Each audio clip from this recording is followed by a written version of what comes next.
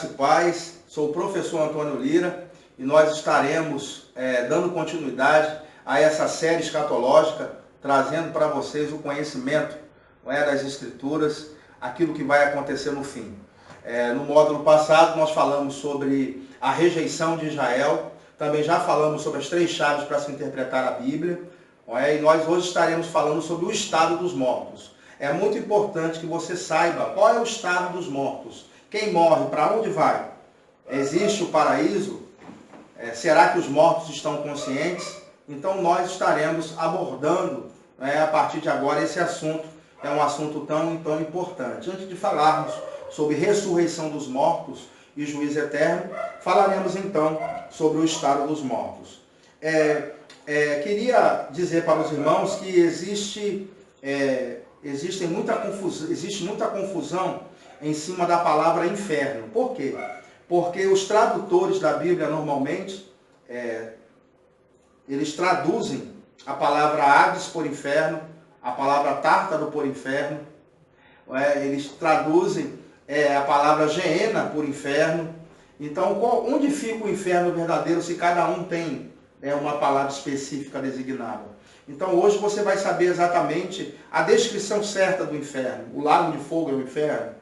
Hoje você vai saber exatamente a descrição certa da palavra inferno. Eu queria começar na primeira definição, lendo com vocês o Salmo 16, versículo 10, que diz assim: pois não deixarás a minha alma no Sheol, nem permitirás que o teu santo veja a corrupção. Então a palavra Sheol aqui, muitas vezes é traduzida como sepultura, mas existe uma palavra certa para sepultura. Tem uma palavra certa para sepultura. É que as pessoas eles traduzem isso aqui como sepultura, mas em hebraico existe a palavra certa para sepultura. Essa palavra aqui, ela simboliza mundo dos mortos, ou terra dos mortos, Sheol, ok? Como o povo hebreu chamava o lugar para onde iam os espíritos daquelas pessoas que morriam. Então nós vemos que na cultura hebraica eles acreditavam que o espírito iria para um determinado lugar, ok? E essa palavra Sheol, ela tem uma palavra grega equivalente. A palavra grega equivalente é Hades. Nós podemos ver isso no texto em Atos capítulo 2, versículo 27. Pois não deixarás a minha alma no Hades, nem permitirás que o teu santo veja a corrupção. Podemos perceber que ele repete aqui o que está escrito no Salmo 16, 10, sendo que ele troca a palavra Sheol pela palavra Hades. Lucas, o autor de Atos, ele coloca a palavra Hades no lugar da palavra Sheol, mostrando que se trata então do mesmo lugar. Ele cita o Salmo 16, 10, substituindo as palavras.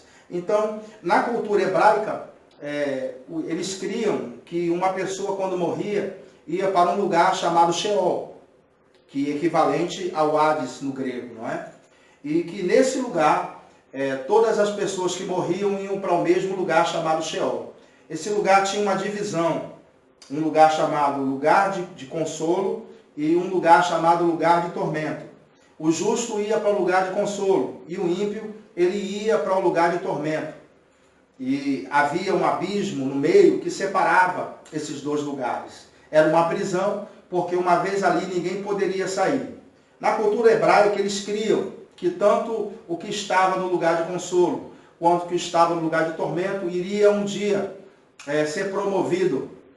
Vamos dizer, no caso, quem estava no lugar de consolo iria para um lugar melhor. E quem estava no lugar de tormento iria para um lugar melhor, ou seja, pior, né? Quem estava no lugar de tormento um dia iria para um lugar pior quando fosse julgado. Na cultura hebraica, todos acreditavam na ressurreição dos mortos, que um dia espírito iria voltar para o corpo. Vamos aqui definir para os irmãos, então, a palavra morte. Morte significa separação. Separação de quê? Espírito e alma deixam o corpo. O corpo volta ao pó, e espírito e alma que estão juntos, que não se separam, eles só se separam para estudo. Nós sabemos que a única coisa que consegue separar alma e espírito é a palavra de Deus, não é? Que está escrito lá em Hebreus capítulo 4, versículo 12, que que a palavra de Deus é viva e eficaz, mais penetrante do que qualquer espada de 2 gumes, e penetra até a divisão da alma e do espírito, não é? Lá diz que consegue dividir. Então a palavra de Deus é a única coisa que consegue dividir, mas a divisão ali é só para estudar. Espírito e alma estão juntos, né? A gente não consegue separar. Sabemos que o homem é tricotômico, não é? Espírito, alma e corpo. 1 Tessalonicenses, capítulo 5, versículo 23, diz assim, que Deus que você conserve o seu espírito, alma e corpo irrepreensível até a vinda do nosso Senhor e Salvador Jesus Cristo. Então lá Paulo entendia que o homem é espírito, alma e corpo. Então morte é o quê? Espírito e alma que estão juntos, não se separam, deixa o corpo volta ao pó e espírito e alma vai para um determinado lugar. Então eu queria começar com você, que você pudesse se focar nessas coisas, como se Cristo não tivesse vindo ainda, ok? Raciocinando antes de Cristo vir. Nós vamos começar a analisar esse lugar chamado Hades, ou Sheol, no Antigo Testamento, antes da vinda de Cristo. Porque nós vamos estar lendo um texto aqui, daqui a pouco, que vai mostrar exatamente como é esse lugar, antes de Cristo vir. Então, antes de Jesus vir, espírito e alma de alguém que morria, se fosse bom ou ruim, ia para esse lugar chamado Hades, ou Sheol no Antigo Testamento, né? Para os hebreus e para os gregos, Hades, ok?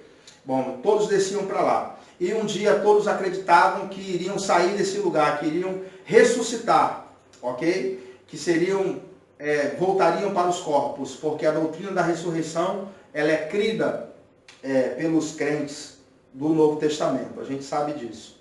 Então, a palavra Sheol e Hades, então, são equivalentes. Agora eu queria mostrar para vocês uma outra palavra. Agora, os tradutores, quando vão traduzir Hades, eles colocam inferno. Eles costumam fazer isso. Mas ali não é um inferno ainda, tá certo? E uma outra palavra que eles traduzem erradamente como inferno é a palavra tártaro. Está lá em 2 de Pedro, capítulo 2, versículo 4, que diz assim, porque se Deus não poupou a anjos quando pecaram, mas lançou-os no inferno. Essa palavra aqui é tártaro. No original, o grego é tártaro, e que significa região dos mortos, ou significa lugar de habitação de deuses inferiores. É a melhor tradução, não é? Lugar de habitação de deuses inferiores. E os entregou aos abismos de escuridão, reservando-os para o juízo.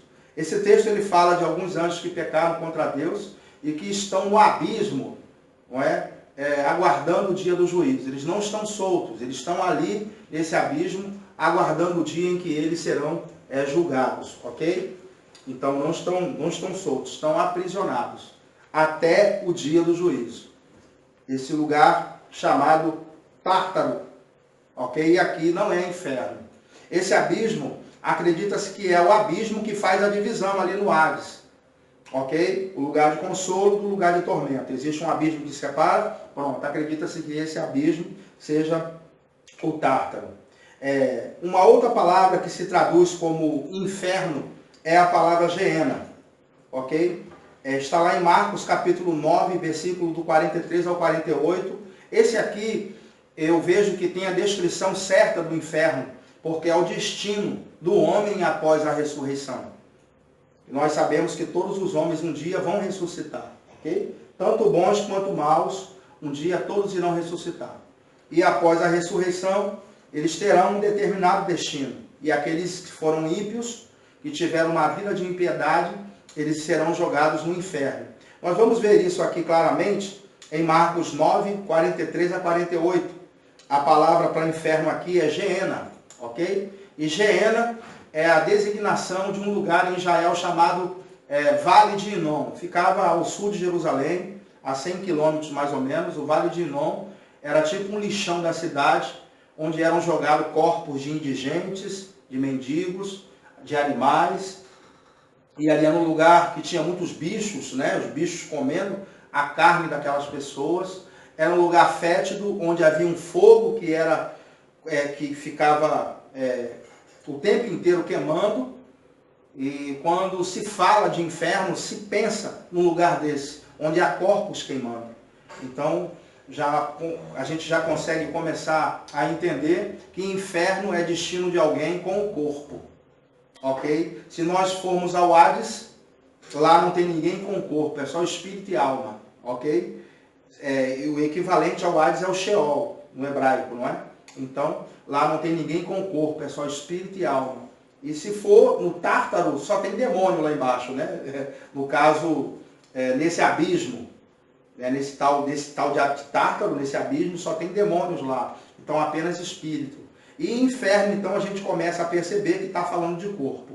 Vamos lá. Marcos 9,43 diz assim: e se a tua mão te fizer tropeçar, corta. Melhor entrares na vida aleijado do que tendo duas mãos ires para o inferno. A palavra inferno aqui é Geena.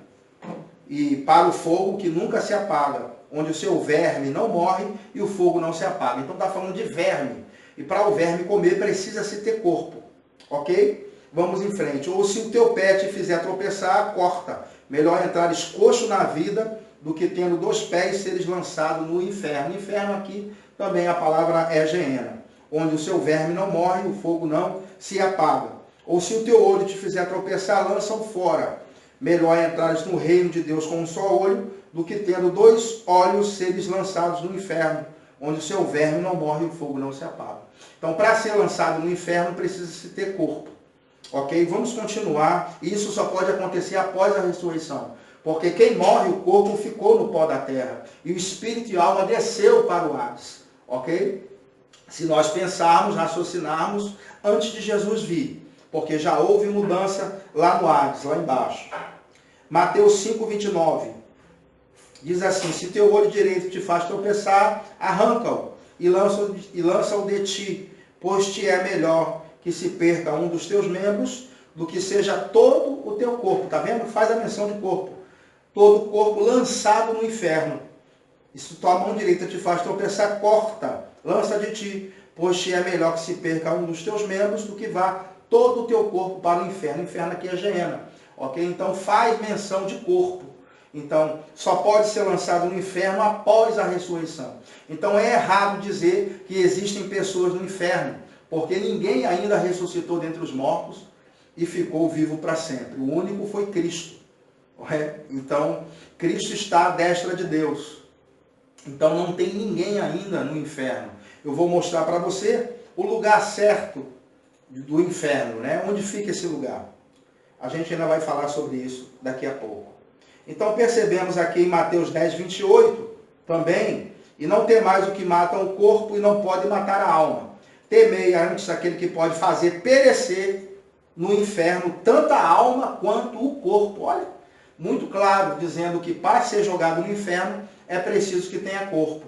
Então isso só pode acontecer após a ressurreição dos mortos, onde todos os mortos um dia vão ressuscitar. É porque nós pensamos que a ressurreição é apenas para os crentes. Não é? A ressurreição dos mortos também é para os ímpios. Todos um dia vão ressuscitar para prestar conta do que fez por meio do corpo. Porque quando o ser humano pecou, pecou o espírito, pecou a alma e também pecou o corpo. Né? O homem pecou os três, o ser por inteiro. Então, para prestar conta, precisa-se ter o corpo. E sempre após a ressurreição dos mortos, haverá prestação de contas. É muito importante que você saiba disso. Ok? Então vamos continuar aqui o raciocínio. Eu vou te mostrar aqui, ó, Apocalipse 19, 20. Eu vou te provar que para ser jogado no inferno precisa se ter o corpo. E o inferno aqui, há um único lugar que tem as características do inferno, que alguém pode ser jogado lá com o corpo, é o Lago de Fogo. Ok? Por enquanto o Lago de Fogo está desabitado. E os primeiros a inaugurar vai ser o falso profeta e o anticristo. Vamos ler isso em Apocalipse 19, 20. Durante a segunda vinda de Cristo, quando ele pisa na terra, ele vai pegar a besta, que é o anticristo e o falso profeta, e vai jogar eles vivos dentro do lago de fogo. Se a expressão vivos está ali, significa com espírito, com alma e com corpo. Vivos. Eles vão ser jogados no lago de fogo. Apocalipse 19, 20. Ó. E a besta foi presa, e com ela o falso profeta, que fizera diante dela os sinais, com que enganou os que receberam o sinal da besta, e os que adoraram a sua imagem. Estes dois foram lançados vivos, no lago de fogo que arde com enxofre. Então preste atenção que eles são jogados ali dentro, vivos, não é? Espírito, alma e corpo. E se você for em Apocalipse, capítulo 20, no versículo 14, diz assim: e a morte e o Hades foram lançados no lago de fogo. Esta é a segunda morte, o lago de fogo.